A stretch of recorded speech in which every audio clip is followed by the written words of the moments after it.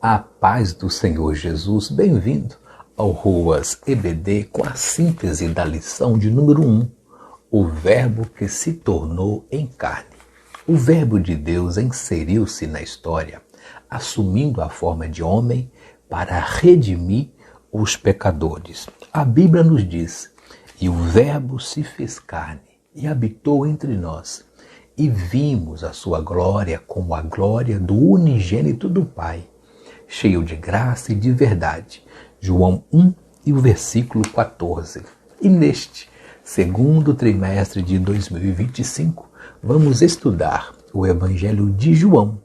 Em comparação com os outros 3 evangelhos, o de Mateus, Marcos e Lucas, o de João destaca-se especialmente por centrar-se no ministério de Jesus em Jerusalém.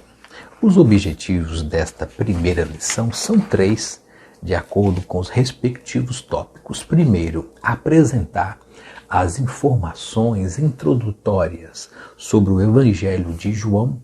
Segundo, revelar o Senhor Jesus como Verbo de Deus. E terceiro, explicar tanto doutrinariamente como biblicamente a manifestação do Verbo. A palavra-chave desta lição é encarnação. A encarnação é um conceito central no cristianismo que se refere ao ato de Deus assumir a natureza humana na pessoa de Jesus Cristo. A palavra deriva do latim incarnatio, que significa fazer-se carne.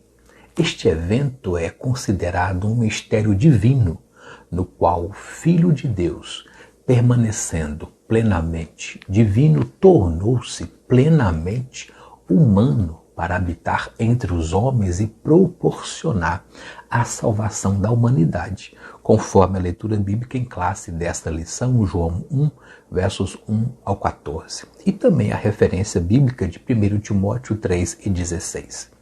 O Evangelho de João tem como um dos seus propósitos levar o leitor a crer que Jesus é o Cristo, o Filho de Deus, e ao crer, encontrar a vida em seu nome. João 20 e 31.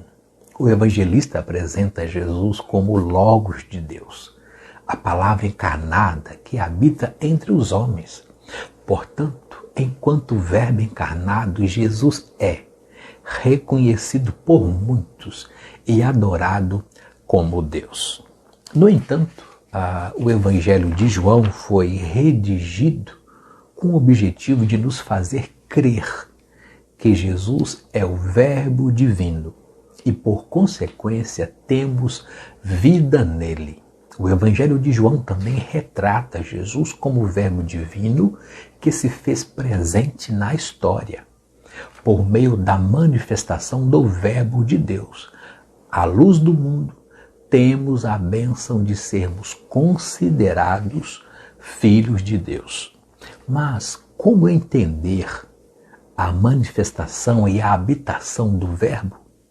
A frase, o Verbo se fez carne, sugere a humanização de Deus, que passou a viver entre os homens.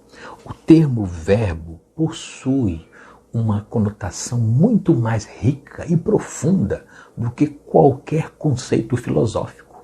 Deus entrou na história. João 1, versos 14 ao 18. É importante notar a expressão "e habitou entre nós". No texto grego, essa expressão indica que o Verbo armou tenda, tabernáculo, entre nós. Antes, Deus habitava numa tenda montada pelo seu povo. Agora, de acordo com as palavras do evangelista, ele reside entre nós, representando a manifestação plena da presença divina no mundo. Glória a Deus. Concluímos que, ao explorarmos a doutrina da encarnação do Verbo, devemos imediatamente relacionar esse princípio à manifestação da palavra de Deus na vida humana.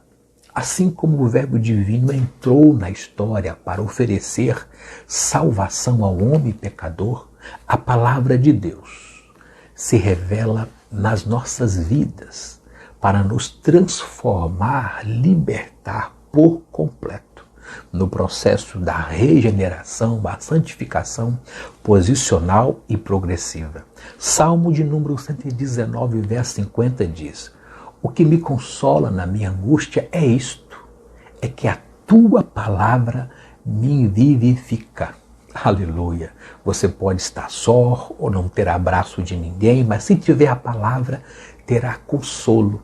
O que consola, o que traz alento, paz, transformação é a manifestação do Verbo encarnado em nós, o Logos, a palavra de Deus em nosso coração. Aleluia!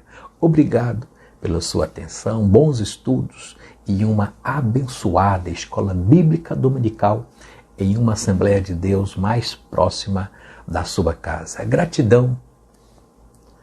Deus os abençoe.